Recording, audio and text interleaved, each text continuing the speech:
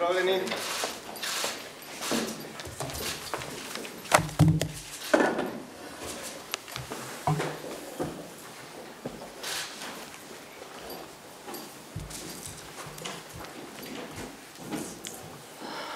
Lep pozdrav vsem skupaj. Spoštovani predstavniki medijev, danes bomo v pogovoru z načelnikom generalštaba, generalmajorjem Alanom Gederjem, izvedli predstavitev, najprej predstavitev novega načelnika, to ste že veliko o tem pisali.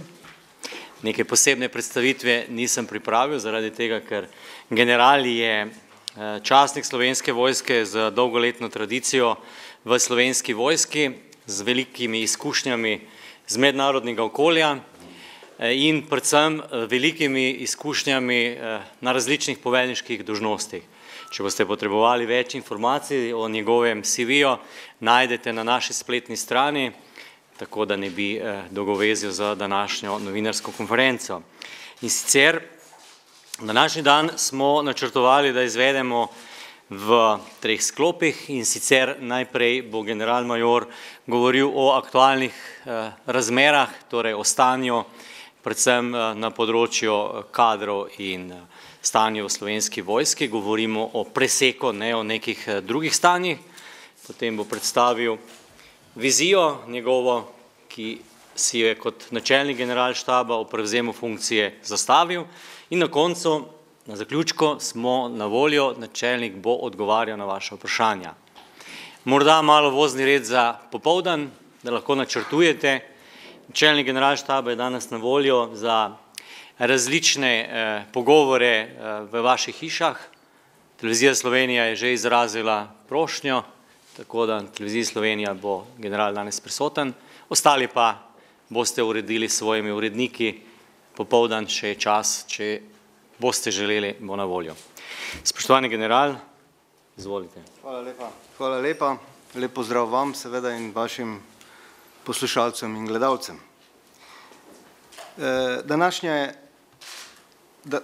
Današnji intervju bi rad začel z resursi, predvsem z kadrovskimi resursi, ki so glavni strateški izziv Slovenske vojske ta hip. Večno se postavlja vprašanje, koliko ljudi, koliko vojakov manjka Slovenski vojski in zakaj se pojavljajo različne številke. Zdaj bi to rad enkrat za vselej razčistil. Dokument, ki mu pravimo resolucija o dolgoročnem načrtu razvoja in opremljanja Slovenske vojske do leta 2025, jasno postavlja številke. To je 8000 profesionalcev in 2000 pripadnikov rezervne sestave. Ta dokument je bil izdelan na podlagi analize nalog, ki jih Slovenska vojska ima, in seveda z kakšnim številom ljudi te naloge lahko realizira. Vsi naslednji dokumenti, resolucija o dolgoročnem načrtu oziroma srednjeročni obrambni program, ki je 5-letni dokument, oziroma kadrovski načrt vlade, predvidevajo druge številke. Vendar so te številke na nek način resurs driven.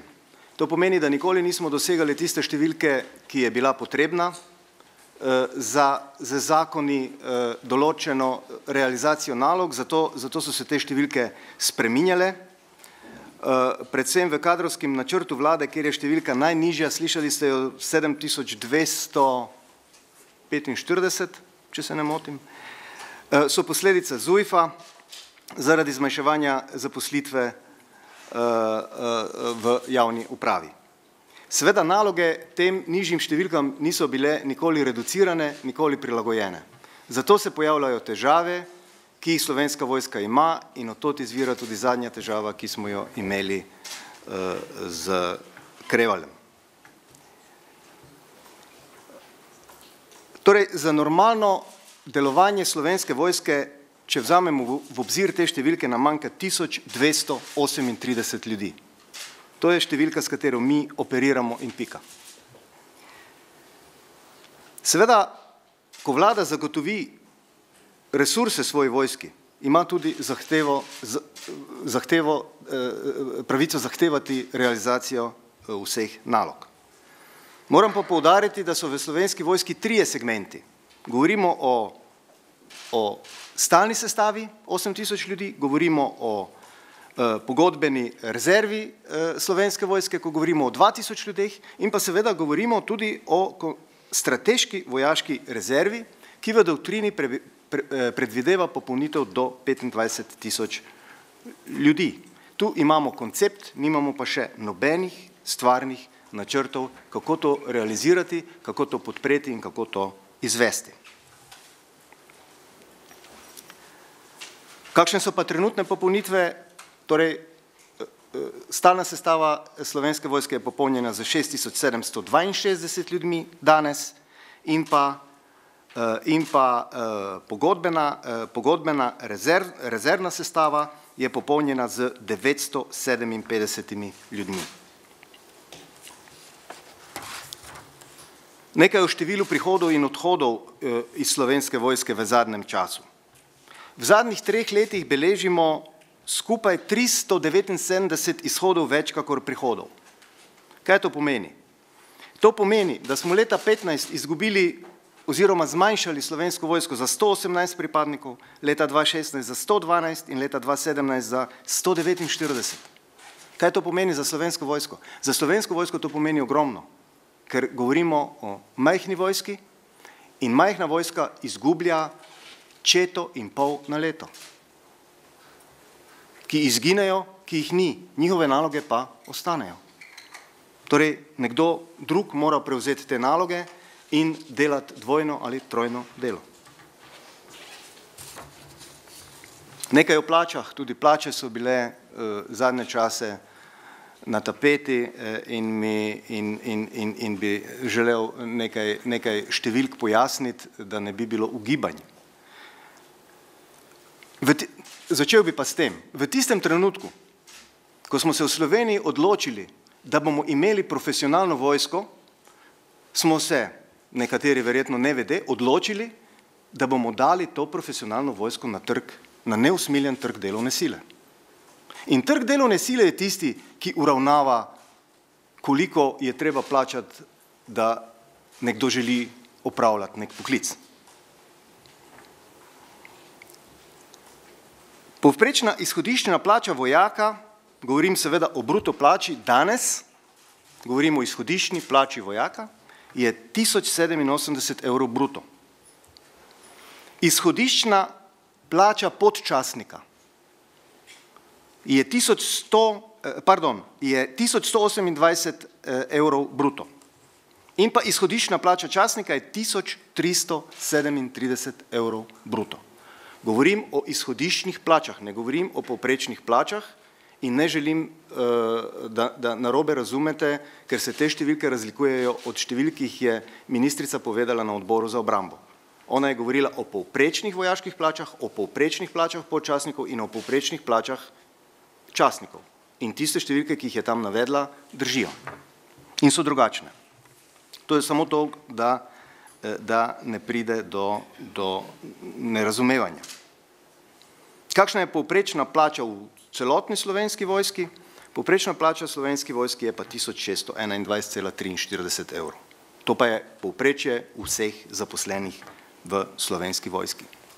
Zdaj, če delamo notranjo primerjavo z našimi plačami leta 2800 in danes, pridemo do enega fascinantnega podatka in do ene primerjave, ki je notranja primerjava. Mi se ne primerjamo v tem trenutku z tujimi vojskami, ampak se primerjamo znotraj Slovenije. Torej, leta 2008 je slovenski vojak imel čez 90% povprečne bruto slovenske plače. Danes ima vojak 55% povprečne bruto slovenske plače. Z enakimi težavami, z odlivom vojakov iz vojske, ne samo vojakov, tudi podčastnikov in častnikov, so se ukvarjale druge države. Zasledujemo na tem področju, kaj se dogaja na tem področju. Naši sosedje Hrvati so se odločili, da bodo začetno plačo vojaka izenačili z povprečno bruto plačo v njihovi državi.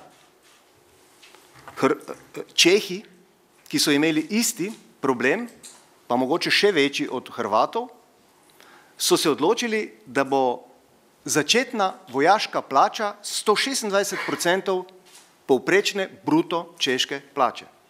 In Litvanci so se odločili za 111% povprečne litvanske plače za vojaka začetnika.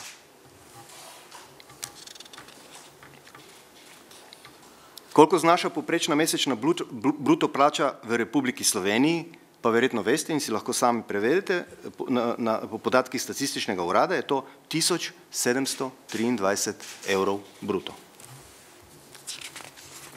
Ostale zaključke si lahko verjetno naredite sami.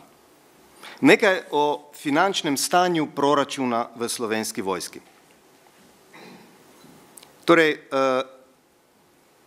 skupni finančni načrt Slovenske vojske za leto 2018 je 349 milijonov 178 tisoč evrov. Kaj se je dogajalo z tem proračunom? Proračun od leta 2015 rahlo narašča. Leta 2015 je bil 263 milijonov, 2016 302 milijona, govorimo okroglo, brez ostalega, in leta 2017 316. V letu 2018 imamo 349 milijonov evrov. Če povem, kako je denar razdeljen v letošnjem letu po treh glavnih proračunskih skupinah, to se pravi osebje, delovanje in pa opremljanje, približno tako. 237 milijonov gre za plače oziroma za osebje, 74,8 milijona gre za delovanje in za opremljanje gre 36,8 milijona. Logistična zagotovitev, stanje in plan potreb za realizacijo naših nalog. Tu bi poudaril sledeče. Vozni park Slovenske vojske je nasplošno zastarel. Vozila so v povprečju stara 18 let. V letu 2018 bo 45% vseh vozil s pretečeno življenjsko dobo.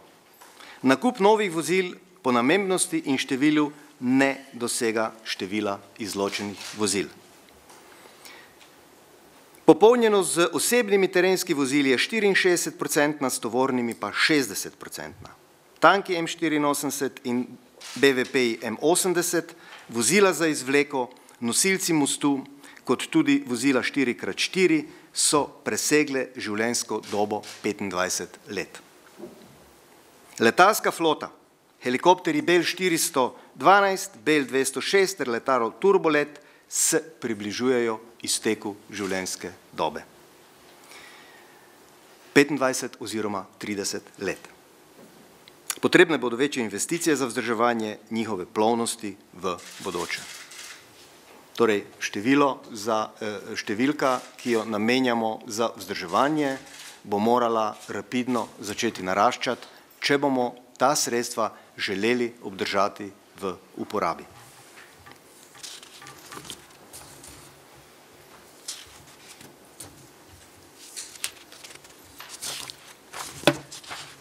Nekaj besed še o sodelovanju na mednarodnih operacijah. Nekaj osnovnih podatkov. Trenutno imamo na mednarodnih vojaških operacijah angažiranih 347 oseb. Za številčno stanje Slovenske vojske je to dokaj visoka številka. Zavedam pa se, da govorim o belem kruhu Slovenske vojske. Zakaj? Zato, ker so plače na operacijah 2,5 do 3-krat višje. Je pa obremenitev velika, obremenitev je 5,6%. Mi si sicer zaradi primanjkljaja kadra in velikih obremenitev želimo, da bi ta procent zmanjšali in da bi seveda predvsem se izognili veliki razdrobljenosti, saj sodelujemo v 12 državah na različnih operacijah. Verjetno ni potrebno, da te operacije naštevam in da povem, kje imamo kakšno število ljudi. Ne vem, koliko je ta podatek interesanten, lahko pa povem, da je seveda še vedno fokus na Zahodnem Balkanu, da je še vedno fokus Kosovo, kjer imamo od teh 347 ljudi angažiranih 241. Torej vidite, da je nekako fokus tam in ustvarja se tudi nov fokus je pa na vzhodnem krilu NATO. To se pravi, mi smo trenutno v Latviji, kjer imamo angažiranih 50 pripadnikov Slovenske vojske. Zdaj, seveda imamo angažiranih ljudi poleg operacij še v odzivnih silah in pa seveda v tujini, v raznih poveljstvih NATO, kjer imamo angažiranih 70 ljudi.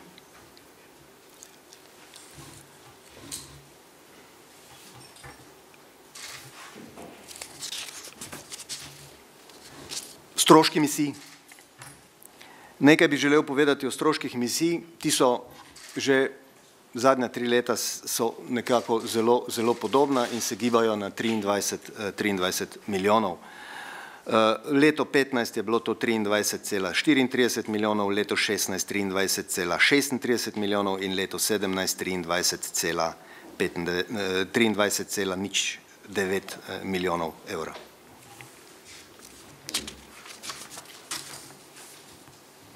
Naše sodelovanje pri soočanju z migrantsko krizo oziroma sodelovanje Slovenske vojske z Ministrstvom za notranje zadeve in pa seveda z URSZR in civilno zaščito. To uspešno poteka že od leta 2015 in seveda vse do danes. Te naloge Slovenska vojska prišteva med svoje sekundarne, ne primarne naloge, to se pravi, to so dodatne naloge, ki bremenijo že tako z desetkano postavo Slovenske vojske. Kakšne so pa obremenitve? Mi smo opravili okrog 110.000 napotitev na mejo vojakov. To se pravi, seveda so bili nekateri večkrat, ker toliko vojakov nažalost nimam. Prevozili smo 3 milijone kilometrov. Sodelujemo z Ministrstvom za notranje zadeve, patroliramo v širšem območju zelene meje, skrbimo za ograjo in še kaj. Torej, opravljenih je bilo 45.600 napotitev pripadnikov in pripadnic na naloge patroliranja. Trenutno jih sodeluje nekaj več kot 60 ljudi, to je povprečna dnevna stalna prisotnost na meji z 22 vozili. Na prvi pogled te številke zvenijo malo, ampak če razumete, da delajo 24/7, morate vedeti, da imam jaz eno močno četo angažirano ves čas na meji. Veste pa, kakšna težava je bila skupaj spraviti tretjo četo za Kreval, ki pa je primarna naloga Slovenske vojske. V tem času smo postavili tudi 158 km začasnih tehničnih ovir z našimi inženjerijskimi enotami in jih tudi okrog 52 km kasneje odstranili.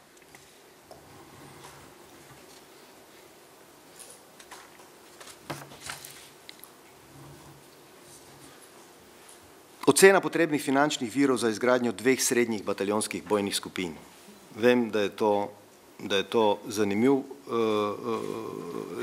zanimivo področje, zanimivi podatki za vas. Jaz lahko govorim tukaj o ocenjenih sredstvih.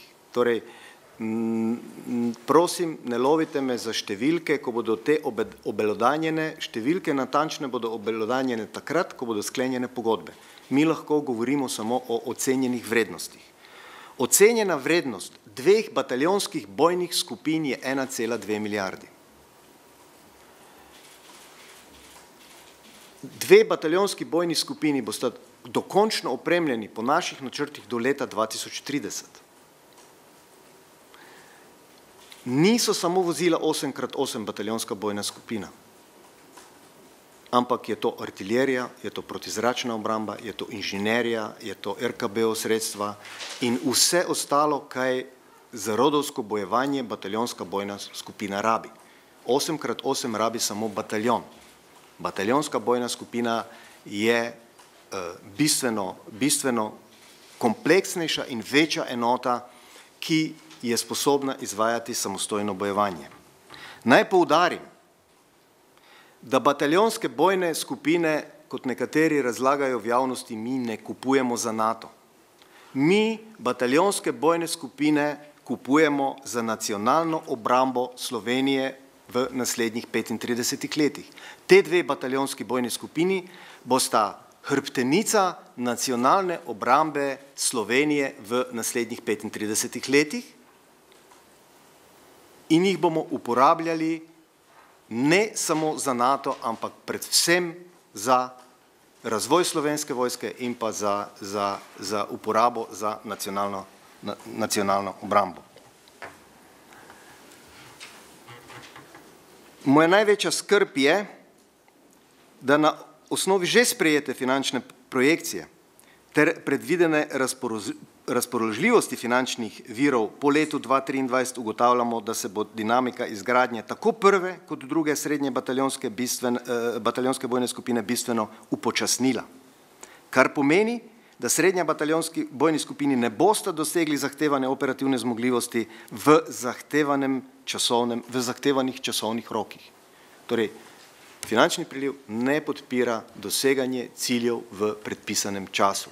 Prva bataljonska bojna skupina do leta 2023 in druga do leta 2025.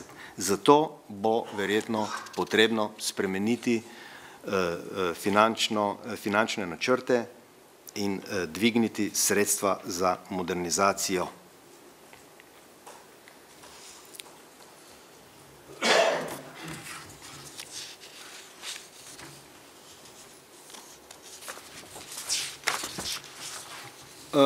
Zdaj bi pa želel še nekaj povedati o ukrepih in o svoji viziji.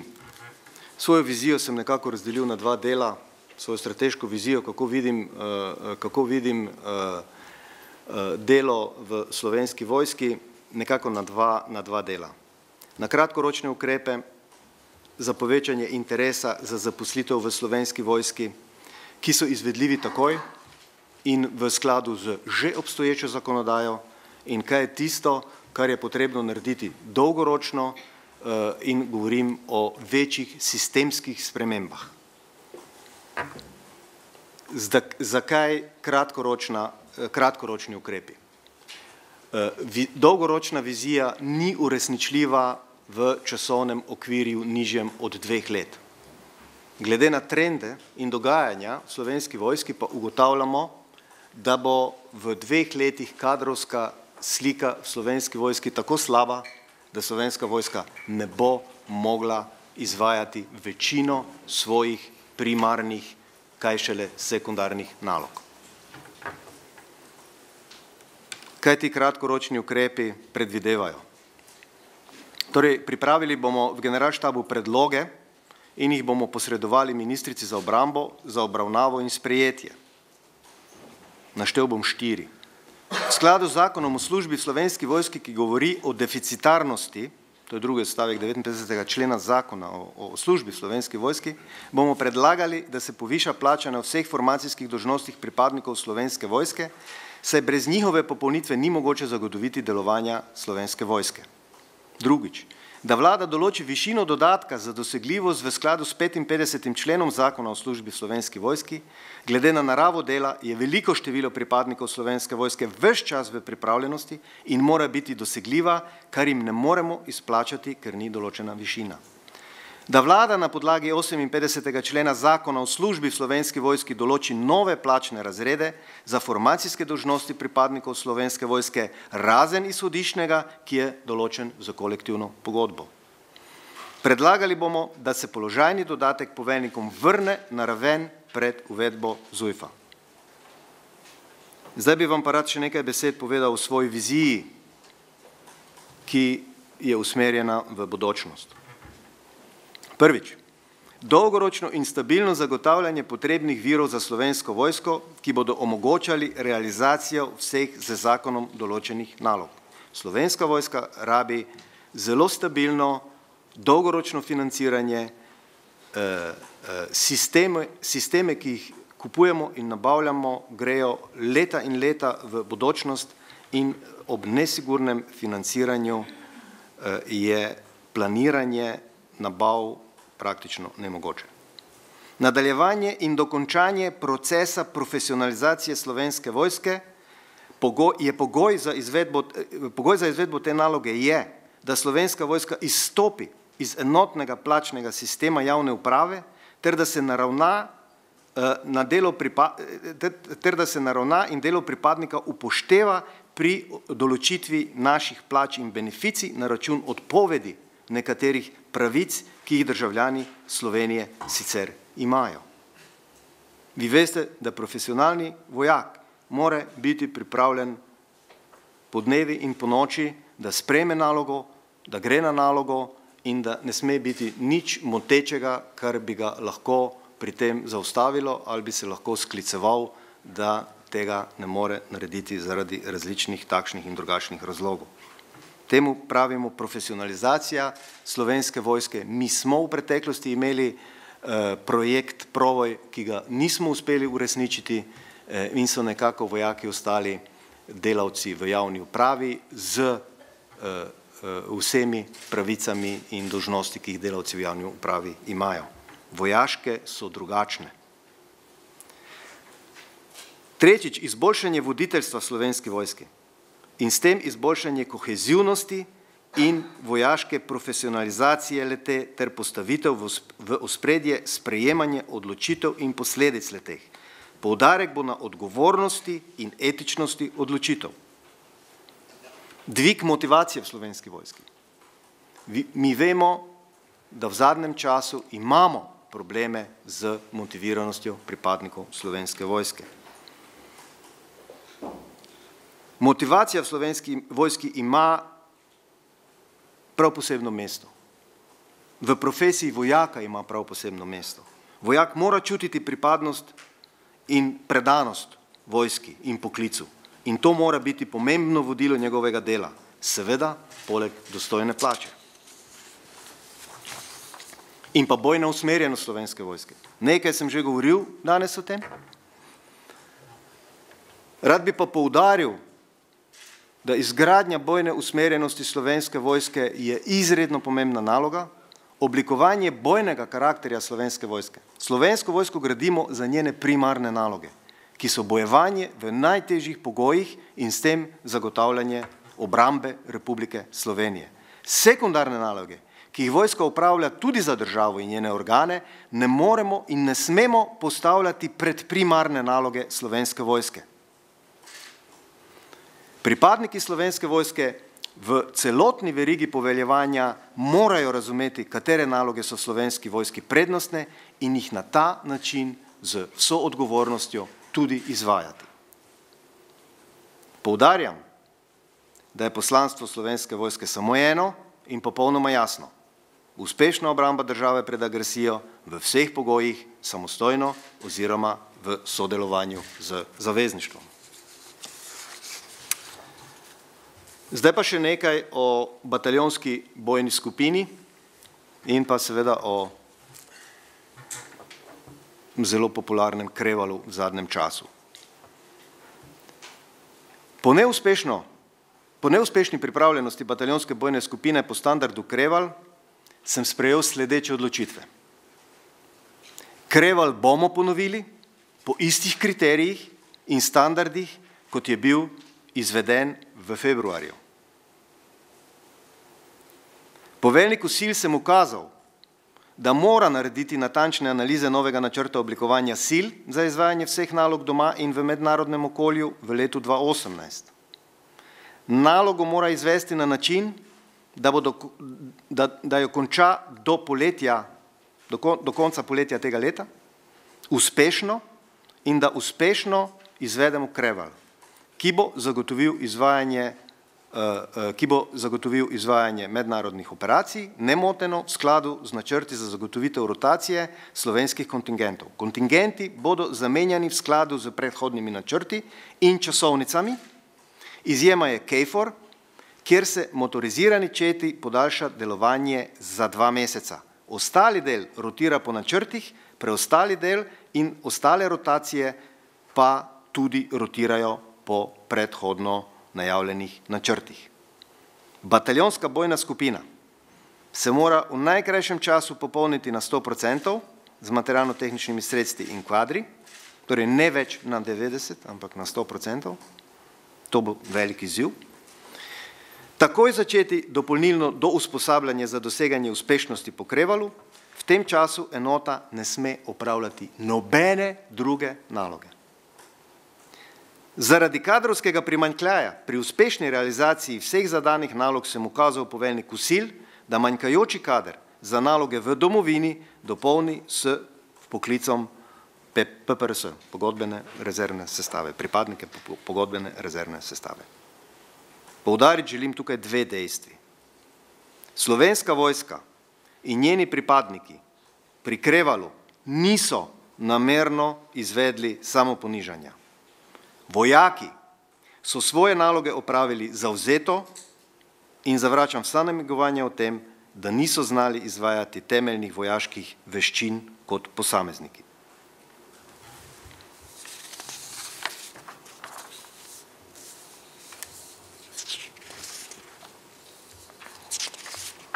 S tem bi jaz zaključil ta svoj uvodni del, da ne bi bil predolg in da bi tudi vam pustil seveda nekaj časa za vprašanja, ki se vam zdijo še posebej zanimivo. Hvala lepa. To je zdaj bil prvi del, ki ga je načelnik namenil splošnemu povedanemu o stanju in o njegovi viziji ter o trenutnem stanju v bataljonski bojni skupini. Izvolite vprašanja, ki bi šla v smer današnje teme. A kanal?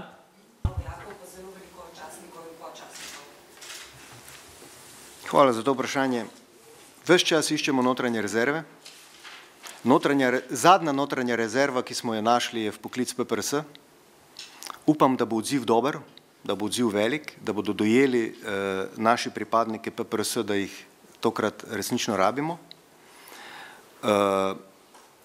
Rad bi pa tudi odgovoril na vprašanje razmerja med častniki, podčastniki in vojaki.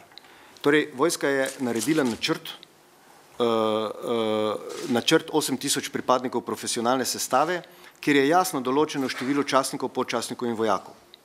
Nekateri govorijo, da je častnikov in podčastnikov preveč. Ni jih preveč. Točno toliko jih je, kot jih mora biti, vendar je vojakov premalo. Torej, mi imamo velik odliv vojakov in odliv vojakov nam ta trenutek kvari krvno sliko Slovenske vojske, torej razmerje med častniki, podčastniki in vojaki. Naloge častnikov in naloge podčastnikov nas nihče ni razrešil. Te naloge potekajo, vendar je hudič v podrobnostih, naloge, ki bi jih morali izvajati vojaki in enote, tega ne moremo izvajati, ker je vojakov premalo. Torej, spreminjati sestavo Slovenske vojske zaradi tega, ker odteka vojake, da, je mogoče, ampak potem moramo iti v reorganizacijo vseh nalog, ki jih ima Slovenska vojska z zakonom določene. In to je velika sistemska sprememba. To ne pomeni samo spremembe doma, ampak tudi sprememba v zavezništvu, sprememba v NATO, sprememba v Evropski uniji in vse posod drugje. Zaenkrat se seveda naši politični gospodarji za to niso odločili. Verjetno vsi čakamo na čudež, da se bodo trendi obrnili v reorganizacijo nalog, pa se nismo odločili spustiti. Lahko je Slovenska vojska, lahko šteje tudi 4500 ljudi, vendar je potem jasno, da vseh teh nalog, ki jih danes predvideva od zakona o obrambi do vseh mednarodnih pogodb, Slovenska vojska ne more izvajati. Če želijo, da izvajamo te naloge, potem moramo popolniti Slovensko vojsko na številko, ki je zapisana v resoluciji. Hvala. Hvala lepa. Naslednje. Aleš, izvoli. Aleš Kolce Mečer. Zanima me, ali je že znano, koliko rezervistov oziroma pripadnikov pogodbene rezerve boste vpoklicali in pa seveda me zanima, kakšne naloge in boste zaupali, ko se bodo člani stalne sestave pripravljali na ponovno preverjanje. Hvala. Torej, Vpoklic rezervne sestave Slovenske vojske je naloga poveljnika sil. Poveljnik sil mi še ni sporočil števila, koliko vojakov rabi in odločitve, koliko jih bo vpoklical, da bo seveda zaradi možnega izpada, da bo to številko dosegel. Poveljnik sil ima odprte roke, poveljnik sil mora narediti analizo, poveljnik sil mora določiti, katere naloge so tiste naloge, ki glede na usposobljenost PPRS-ja lahko PPRS opravlja, da jih ne bo izpostavljal okviru takih nalog, ki jih niso sposobni pripravljati, in ko bo to izvedel, in ko bo seveda to izvedel, bo seveda tudi predlagal izvedbo številke vpoklica. Če dovolite še to, kakšen odziv pričakujete, glede na to, da je ob prvi vojski izkušnji bila odzivnost precej nizka, manj kot 50% od vpoklicanih? Jaz sem optimist in upam na več kot 50% udeležbo, vsekakor. Jaz upam, da so naši rezervisti, ki spremljajo dogajanje okrog Slovenske vojske po medijih, prav tako kot vsi mi, da se zavedajo resnosti situacije, v kateri se Slovenska vojska nahaja, da se zavedajo, da jih potrebujemo, da se zavedajo, da jih ne kličemo na neko nepomembno vajo, in bo ta udeležba čim večja, ugibati pa ne morem, kakšna bo. Upam pa na najvišjo. Koliko časa pa bi vpoklicali? Rezervno sestavo bomo vpoklicali do tistega trenutka, ko uspešno opravimo Kreval in lahko sprostimo bataljon, ki bo potem prevzemal ostale naloge, oziroma druge enote bodo prevzele, naloge se bodo takrat zavrtele, ko bomo opravili Krevar. Takrat se mi sprosti bojno pripravljen bataljon, ki ga bom lahko seveda začel spet intenzivno uporabljati za vse ostale naloge. Do ta čas je pa to število 900 ljudi nedotakljivo in nimamo dovolj resursov za vse ostale naloge. To se pravi, predvidevam tam nekje do konca 6. meseca. Še kaj vprašanje? Ja, Planet? Ja, poslance bo čez uro pa pol nagovoril vrhovni poveljnik, gospod Pahor, me zanima, kakšne pričakovanja imate, oziroma kaj pričakujete od tega njegovega nagovora danes? Jaz pričakujem, da bo predsednik Pahor ponudil seveda dolgoročne sistemske rešitve, natančno kake bodo te, ne upam ugibati, in pa da bo verjetno tudi ponudil kakšne kratkoročne rešitve, ki so nujne ta hip Slovenski vojski, da zaustavimo prosti pad, in pa vsekakor pričakujem, da bo položil na srce parlamentu, da je situacija zelo resna in da so ukrepi potrebni. Hvala. Hvala, STA. Da samo še to, zdaj glede na aktualno situacijo, verjetno ni v prihodnem poročilu pričakovati izboljšanja ocene pripravljenosti. O prihodnem poročilu, razumite me, ne želim govoriti. Ne želim govoriti zato, ker želim najprej poročati vrhovnemu poveljniku in predsedniku države. Šele takrat bom lahko govoril tudi javno o tem poročilu, seveda tisto, kar bo v poročilu za javnost. Predsednik države, ko dobi poročilo, po poročilu poda dokaj izčrpno in podrobno izjavo javnosti vsako leto.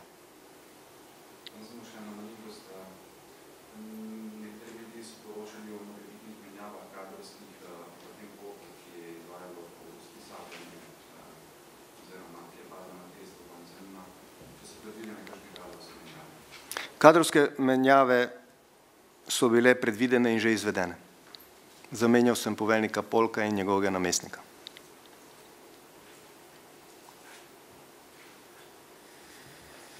Še kako vprašanje? Hvala lepa za danes in ob naslednjem srečanju na istem mestu. Hvala lepa. Hvala lepa.